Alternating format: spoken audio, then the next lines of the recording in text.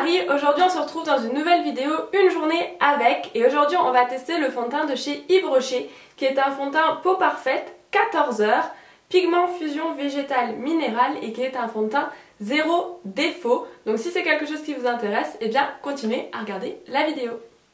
Alors pour les petits nouveaux qui nous rejoignent, déjà bienvenue sur ma chaîne, n'hésitez pas à vous abonner, installez-vous confortablement avec un petit café ou un thé.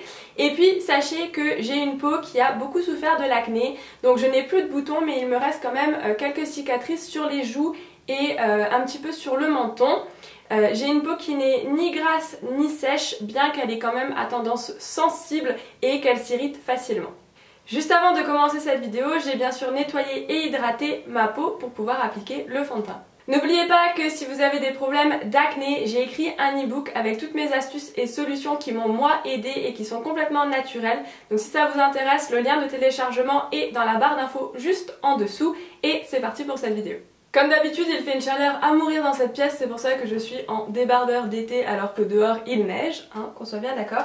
Alors je vais appliquer la moitié de mon visage au pinceau. Si jamais c'est bof, j'appliquerai au Beauty Blender, bien que ça ne soit pas du tout ce que je préfère.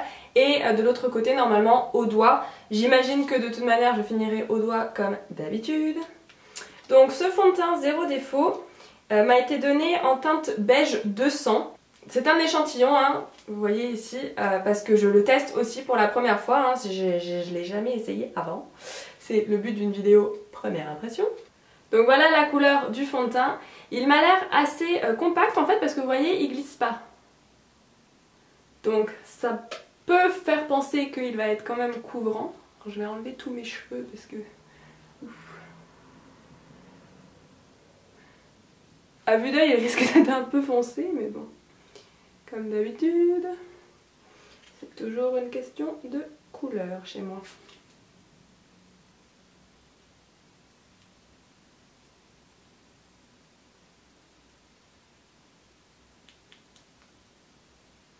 Je sais pas si j'en ai pas mis assez ou si c'est juste le pinceau qui est en train de tout manger.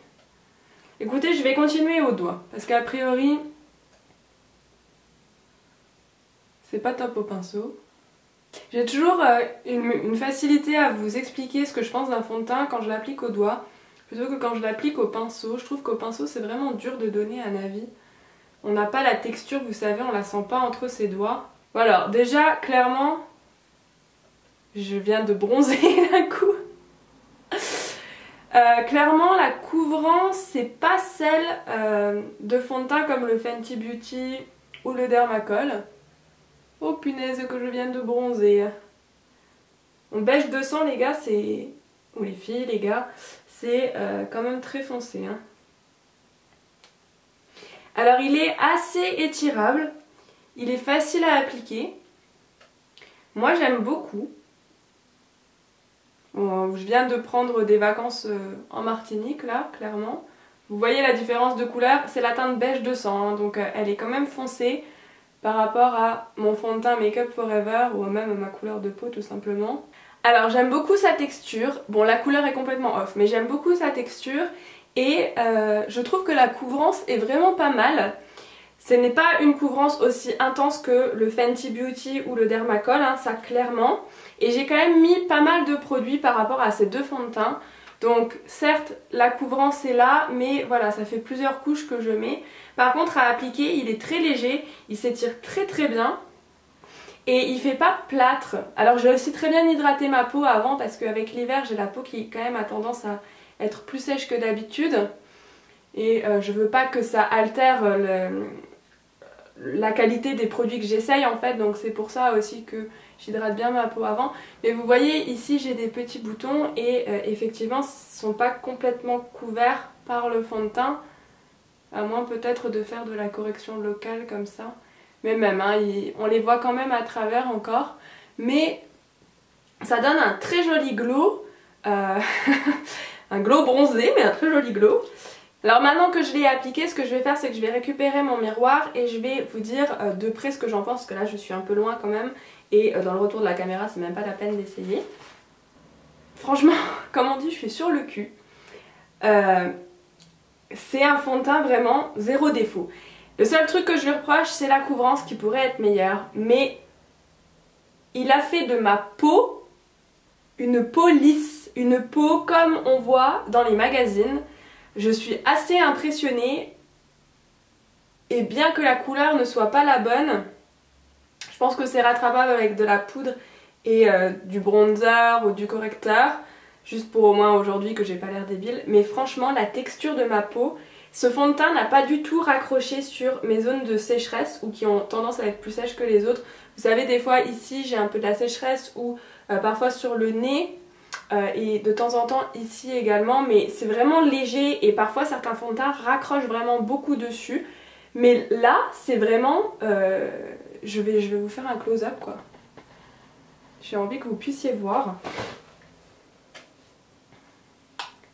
Là ça rend à peu près naturel par rapport à la lumière. J'essaye toujours de faire pour que la lumière ne rende pas mieux à la caméra parce que vous savez des fois avec la lumière ça fait cet effet un peu filtre et voilà c'est pas réaliste. Là c'est assez réaliste. Vous voyez ici on voit encore un petit peu mes petites marques. C'est vraiment le seul défaut.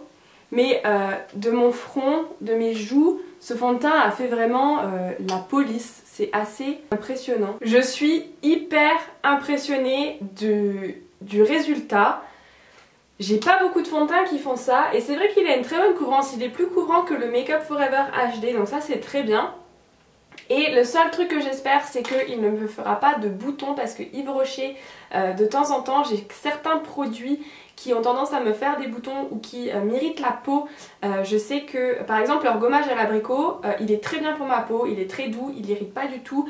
Mais par exemple ils ont de l'eau micellaire que moi je ne peux pas utiliser parce qu'elle est trop agressive et pourtant à mon avis elle est quand même douce pour certaines peaux mais pour moi elle est trop agressive donc je me méfie de certains de leurs produits.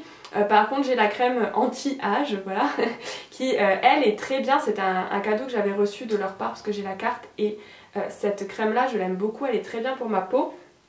Donc j'espère que ce fond de teint fera partie des produits qui me vont mais qui me causent pas de boutons ni d'irritation. Mais j'ai envie de vous dire, j'ai envie de regarder mes joues là 24 heures sur 24. C'est ouf le rendu. Il a ce glow en plus, il donne vraiment un air waouh, je viens de me réveiller, je suis en pleine forme, j'ai super bien dormi. Il a même camouflé mes cernes parce qu'en ce moment ça fait 2 nuits là, je dors pas très bien, je sais pas pourquoi et j'avais des cernes. Donc voilà, pour l'instant je le trouve top. Ce que je vais faire c'est que je vais vous faire un plan à la lumière naturelle juste à la fenêtre. Ensuite j'irai mettre de la poudre et ensuite je vous retrouve plus tard dans la journée pour vous donner des news comme je fais d'habitude. Il est actuellement 11h00, vous voyez un petit peu à quel point je suis ponctuelle. Il est 11h00, donc sachant que c'est un fond de teint qui doit tenir 14 heures, je pense que d'ici 20h ce soir on aura déjà une bonne idée de la tenue du fond de teint et de son rendu au fur et à mesure de la journée. Donc eh bien écoutez, je vous retrouve tout de suite pour le plan à la lumière naturelle. Alors donc voilà, à la lumière naturelle, j'ai fait ce que j'ai pu, c'est très lumineux donc je sais pas si ça va rendre, mais voilà. Vous savez qu'on en est de près, donc vous voyez hein, j'ai des cicatrices, on les voit encore. Le fond de teint Fenty Beauty et le Dermacol avaient camouflé mieux ces cicatrices là. Mais question texture, je trouve que le fond de teint est vraiment très bien. Il a lissé pas mal de mes pores autour du nez là. Et sur les joues en fait je trouve que ça atténue quand même pas mal les cicatrices. Donc voilà, pour l'instant je trouve qu'en plus l'application était hyper facile, il est à la fois épais mais s'étire très bien. J'ai l'impression d'avoir rien du tout sur la peau. Et ça, c'est un vrai bonheur parce que je sais que le Fenty Beauty Dermacol était quand même plus lourd sur la peau. Je sentais que j'avais quelque chose.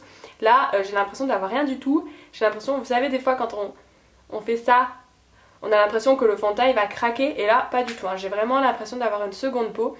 Donc je suis hyper surprise. J'en attendais pas tant du tout de ce produit. Et du coup, je suis assez enthousiaste. Donc là je vais aller mettre ma poudre et puis je vous retrouve plus tard dans l'après-midi pour vous faire un nouveau check-up. Hello tout le monde, donc voilà on se retrouve pour cette dernière update. Donc comme vous le voyez, ou je sais pas si vous allez voir parce que je suis sur l'iPhone parce que ma caméra est cassée pour le moment donc je peux pas l'utiliser.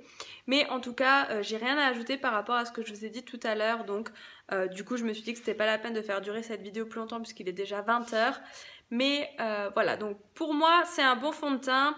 Il le faudrait dans la bonne teinte bien évidemment, et je pense que si vous avez la peau à tendance grasse, c'est peut-être pas la meilleure solution. Par contre, si vous avez la peau sèche, vu qu'il ne marque pas les zones de sécheresse, ça peut être vraiment le bon plan, et il a vraiment un bon glow et on voit que la peau n'est pas asséchée tout au long de la journée. Donc voilà, je vous le conseille si vous avez la peau sèche et on va dire la peau mixte, mais pas si vous avez la peau grasse.